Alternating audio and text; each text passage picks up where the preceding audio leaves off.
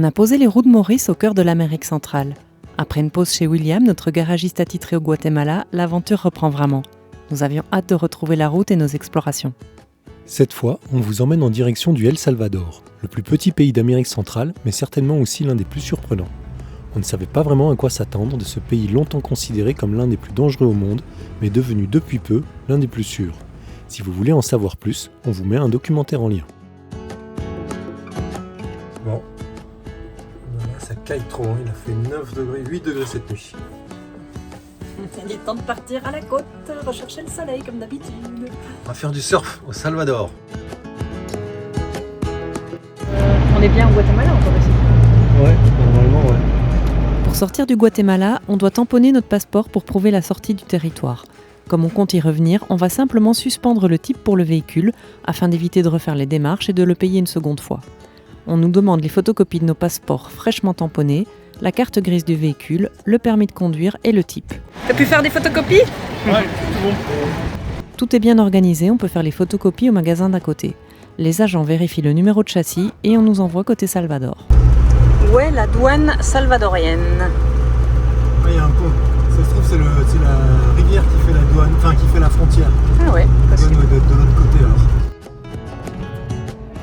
Ici, même pas de photocopie à fournir, tout est hyper simple. Les agents vérifient le numéro de châssis et nous demandent de fournir nos passeports, carte grise, permis de conduire et la preuve de suspension du type côté guatémaltèque. On nous demande de déclarer si on a des vélos ou des planches de surf. En moins d'1 heure, on est de l'autre côté. Par contre, il y a des ronds-points et les routes ont l'air incroyablement belles. Les routes principales du pays sont asphaltées et en bon état. On ne s'y attendait pas et cela nous donne immédiatement une première bonne impression. El Salvador possède une côte pacifique réputée pour le surf et pour ses couchers de soleil. Ah bah, ouais.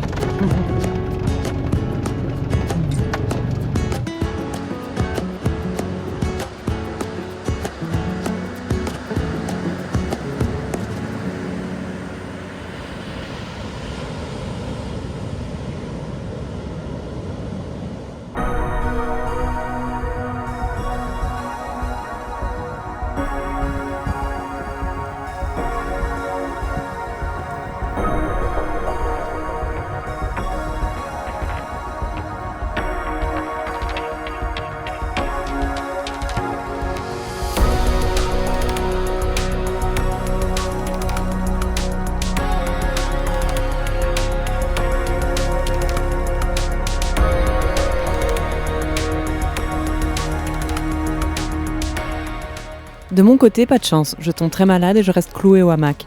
Il y a pire comme endroit pour se requinquer, me direz-vous. Pendant ce temps-là, Seb profite des vagues.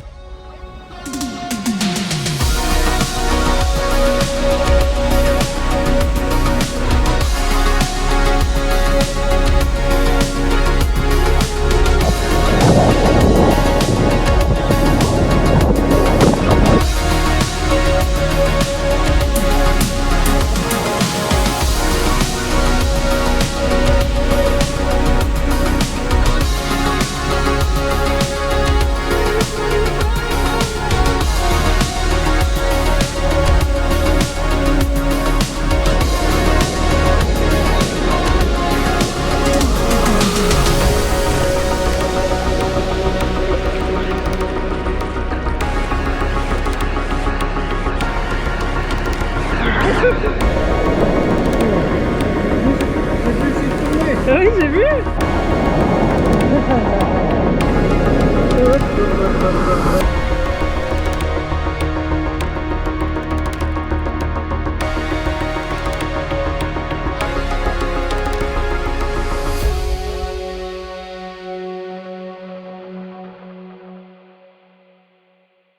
Alors là, il y a de la cannelle, du gingembre, des feuilles de goyave et des clous de girofle. Et eux, ils font une boisson avec tout ça et ils sont jamais malades. Et moi, j'ai testé, ça a vraiment marché sur moi. Ce camping est très rustique. Tout est basé sur la récup, avec peu de moyens, comme ces charnières de portes réalisées avec des morceaux de pneus ou ces portes de frigo transformées en table. Il n'y a pas d'eau courante tout le temps, donc elle est stockée dans un réservoir. On y fait la vaisselle, la lessive et la douche à la bassine. Et il n'est pas rare que tous les postes soient occupés en même temps.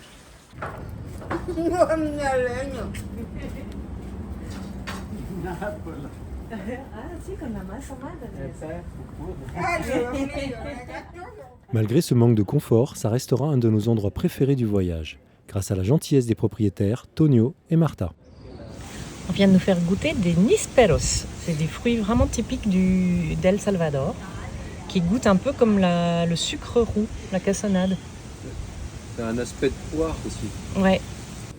Alors, petit smoothie aux fruits. Ah ouais, c'est bien. Ouais. On a presque l'impression que c'est du caramel au beurre salé. Non? Il y a un peu. Avec de la poire. Ouais, c'est ça. À l'image de cet endroit, on fera aussi de belles rencontres avec des voyageurs, simples et authentiques.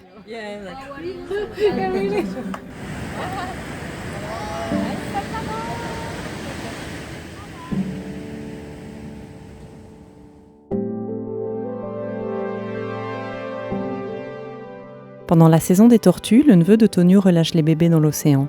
Ici, certains habitants ramassent les œufs pour les consommer alors que c'est interdit. Ils les rachètent pour les protéger et nous avons la chance d'assister à leur toute première course vers la mer. Sur 1000, une seule atteindra l'âge adulte.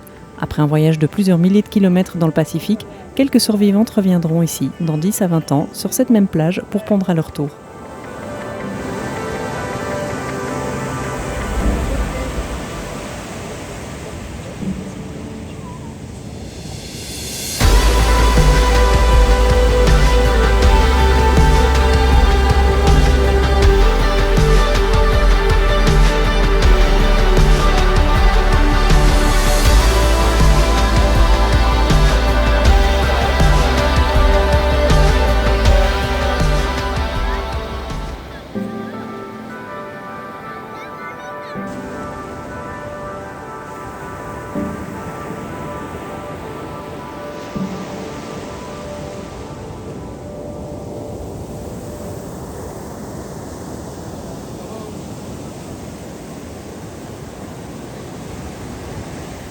Oh non! Les vagues, elles sont balèzes. Non, voilà. En fait, j'ai vu la taille de la vague, j'ai dit oh, jamais. J'ai sauté, puis j'ai laissé aller à la planche. Heureusement. Nash n'est toujours pas d'aplomb. La planche de surf est brisée. Il va être temps de lever le camp et d'aller explorer le reste du pays.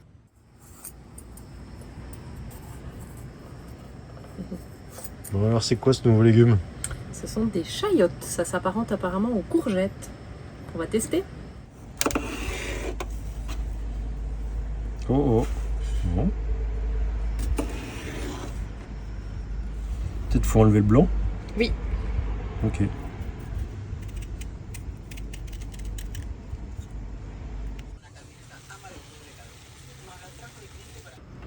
Et voilà le travail. Bon appétit. Mon pita, il va falloir que tu bouges de là. On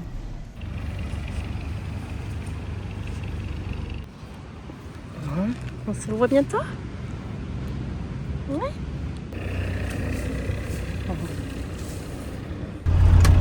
Allez, on est reparti. Dès qu'à au revoir, on reviendra. C'est clair qu'à l'année prochaine, je pense, un des objectifs, ce sera de passer un petit mois ici avec 2 planches de surf.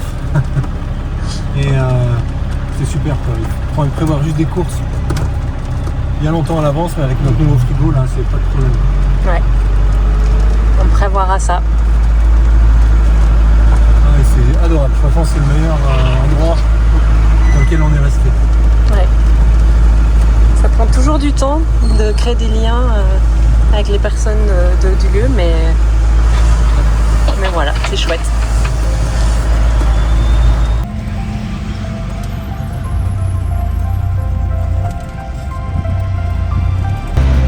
Après notre campagne, on arrive dans une zone avec plein de magasins. Ça fait bizarre. El Salvador cherche à attirer les investisseurs en étant le premier pays au monde à adopter le Bitcoin comme monnaie légale de 2021 à 2025. Une initiative originale qui a participé à sa notoriété. Pour le tourisme, son projet Surf City vise à promouvoir le pays comme destination internationale de surf.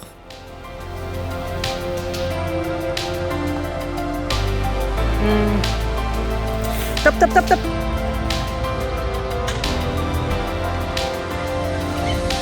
Vamos?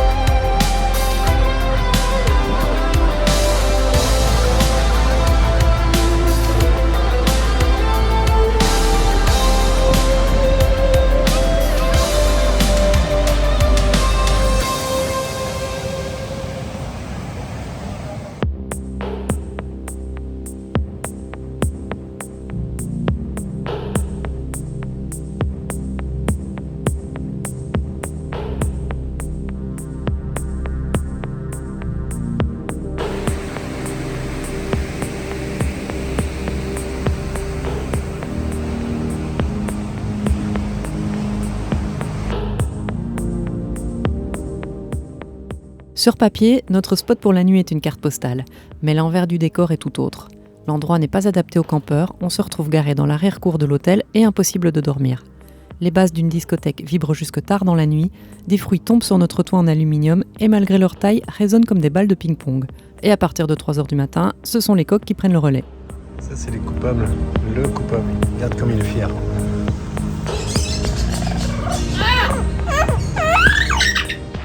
Il y a un prix à payer pour séjourner sur certaines de ces plages centrées sur le tourisme. Seuls les Américains sont capables de se l'offrir. On ne croise plus de locaux et ça nous dérange. Dans ce développement, on espère que le Salvador n'y perdra pas son âme.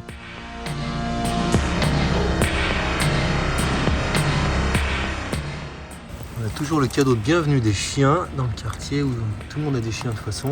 Ils pissent sur les roues, ça coule sur nos cales, c'est un vrai bonheur. Et évidemment, ils l'ont fait des deux côtés. C'est toujours plus sympa. Et voici, on a le coupable. Eh oh! Ferro! Et voilà. Ok, está bien.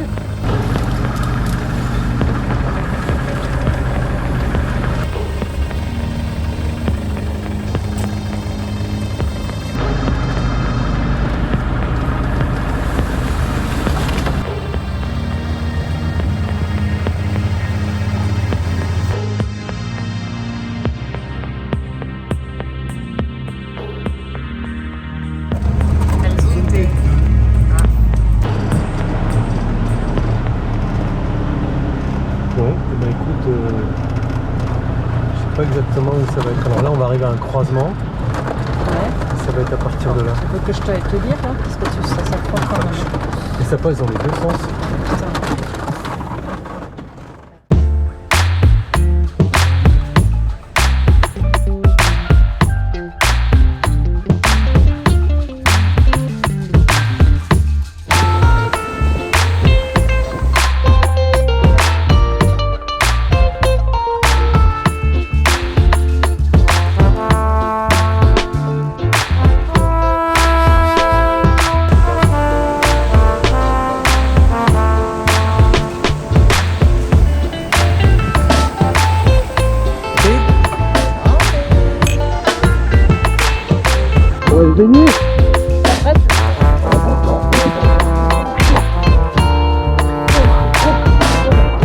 Oh, reste avec moi.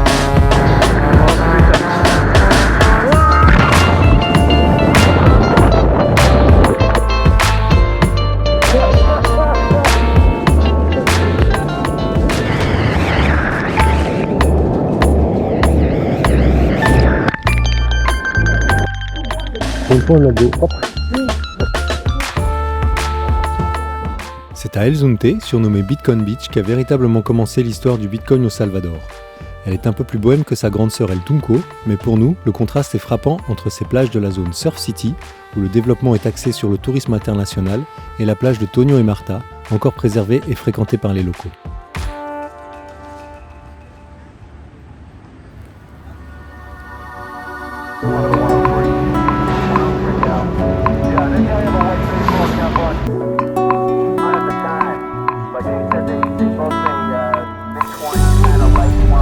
Ça y est, on démarre la route des fleurs.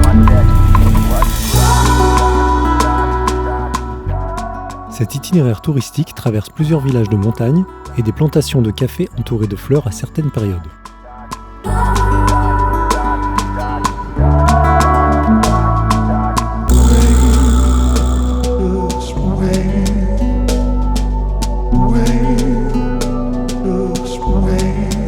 Alors on se réveille dans la finca des cafés et aujourd'hui c'est la Saint-Valentin. Alors on a droit à plein de musique de Saint-Valentin pour se réveiller. Ça ira mieux quand on aura le café.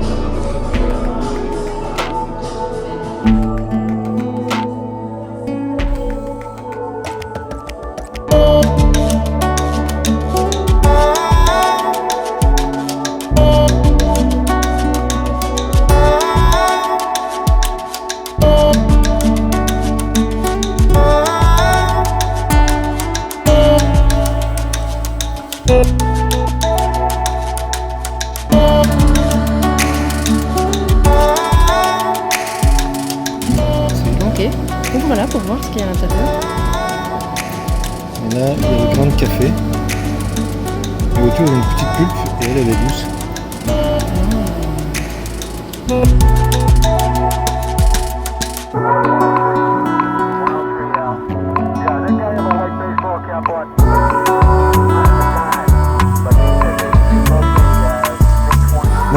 Natural, seco, miel et lavado.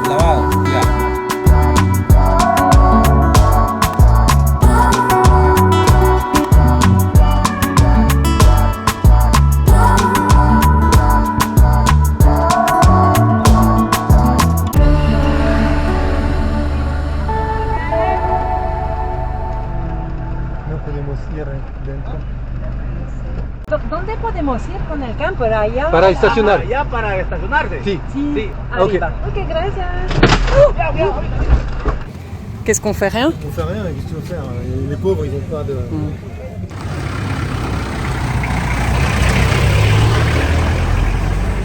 Bon, on s'est fait un peu rentrer dedans, enfin pas rentrer dedans, mais les gars, ils ont appuyé la porte pendant qu'on était arrêtés, pendant qu'on discutait avec le gendarme. Et quand on est reparti, on n'a pas vu. Scratch. Bon, on s'en occupera plus tard. La vie fait bien les choses. Ils étaient juste derrière nous sur la route. On avait rencontré Elga et Abed à San Cristobal et on essayait de caler des retrouvailles. La vie s'en est chargée, on s'est retrouvés dans la même rue, ils roulaient juste derrière nous avec leur magnifique 4x4. Les retrouver ici par hasard a été un véritable cadeau qui nous a permis de rester dans une bonne énergie malgré les aléas de la route. Chaque week-end, dans la petite ville de Jouaya, les rues se transforment en véritable fête gastronomique et c'est l'occasion pour nous de tester les spécialités du pays.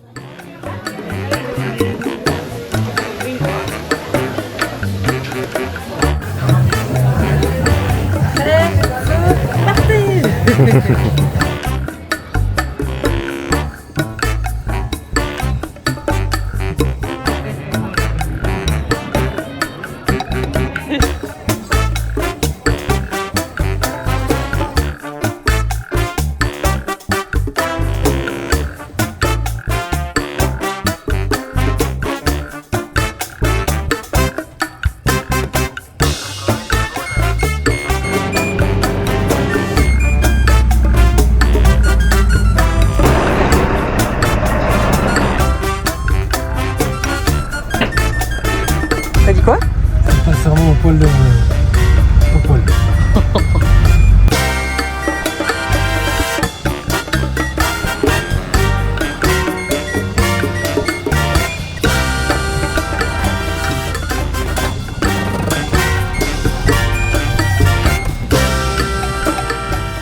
Parfois, on passe beaucoup de temps et d'énergie à rejoindre un lieu difficile d'accès parce qu'il n'y a pas beaucoup d'autres options et on n'est pas toujours récompensé. Malheureusement, on ne gagne pas à tous les coups.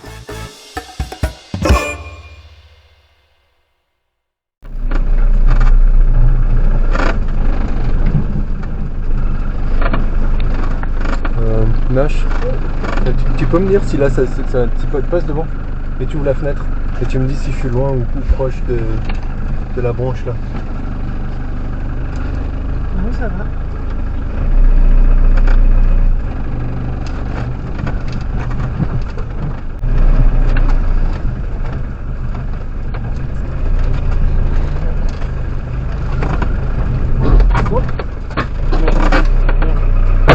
Stop. Merde. Je vais voir. Ouais, ça va. Vas-y. De toute façon, t'as pas le choix.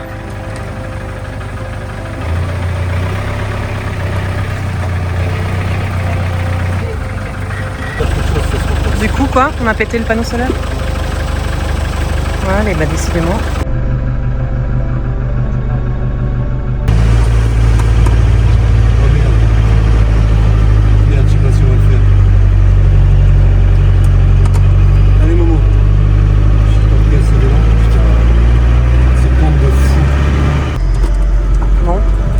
Parce qu'on avait réparé tout sur Maurice.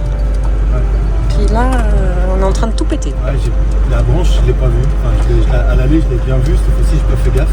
Non, mais en fait. Il y avait les vélos qui nous déportaient sur la droite et on a touché. Ouais. Attends, hier, on a fait ça dans le noir. Ouais, mais elle était de mon côté, je sais pas. Non, mais. Comme on est passé tranquille, je faisais plus attention. Non, c'est clair. Hier. Mais il n'y avait pas les vélos hier dans nos repères, c'est pour ça. Ouais. Mais bon, là c'est que le panneau solaire. Ouais. Ça n'a pas touché la structure, ça c'est le plus important parce que là c'est touché la structure, c'est vraiment une autre paire de manches.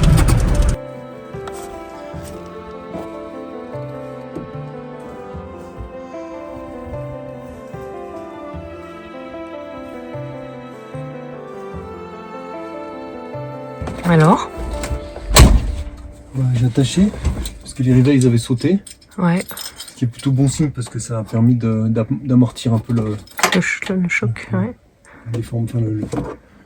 Le contact. Par contre, je sais pas s'il est encore en état de fonctionner. Il y a l'air qu'en tout cas il charge, mais comme on en a deux, je sais pas lequel. Il y en a un qui est à l'ombre là, mais.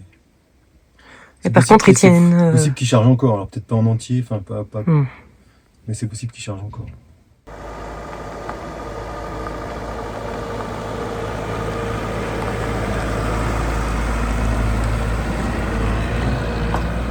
Bon, évidemment, qu'est-ce qui se passe? Une pierre.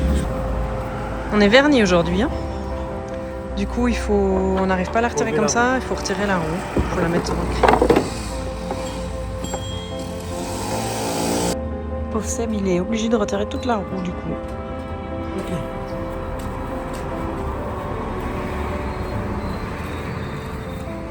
Ça va? Il y en a marre, on n'a même pas encore eu le café. Qui est la coupable?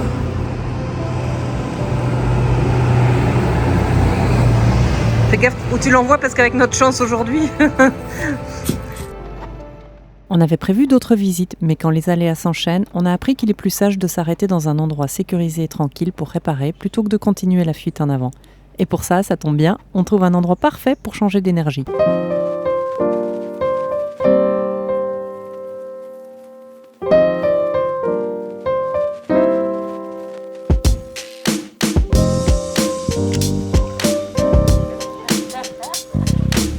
Là c'est tiède. Là où il y en a, je suis sûr que c'est chaud.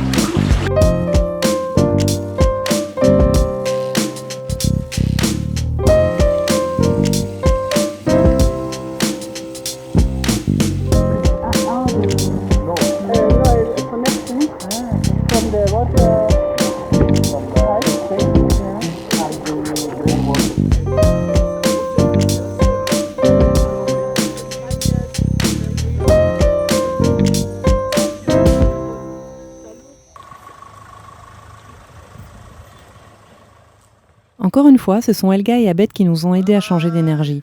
Comme si on avait encore besoin de le confirmer, ça nous rappelle que ce sont avant tout les rencontres et les liens tissés en chemin qui sont les plus importants dans notre aventure au long cours. Bye bye. En attendant de trouver une solution pour la porte, on a simplement scotché pour éviter les infiltrations. Et bonne nouvelle, le panneau solaire fonctionne toujours. J'ai remis les rivets pour le fixer et scotché la partie du cadre abîmé pour éviter les infiltrations. Ça c'est le cadre qu'il y avait autour sur une partie du panneau solaire. Et ça l'a vraiment ouvert comme une boîte de conserve. El Salvador est surnommé le pays des volcans. On part visiter le plus haut et on doit obligatoirement être accompagné d'un guide. Dès 8 heures, des groupes partent à partir de 15 personnes. Un petit groupe très sympa avec guide privé nous propose de se joindre à eux. On a beaucoup de chance.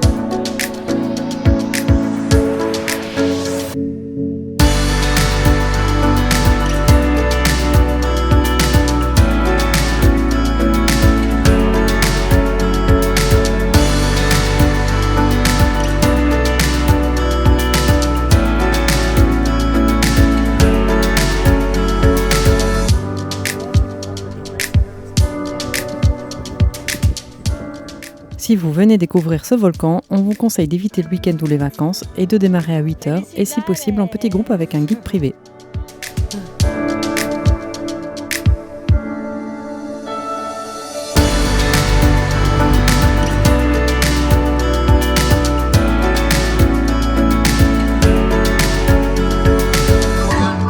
On nous avait conseillé un petit endroit tout calme près du lac. Et on se disait, on espère qu'on trouvera de la place ou ça, que ça va être calme. Bon, on va vous montrer ça.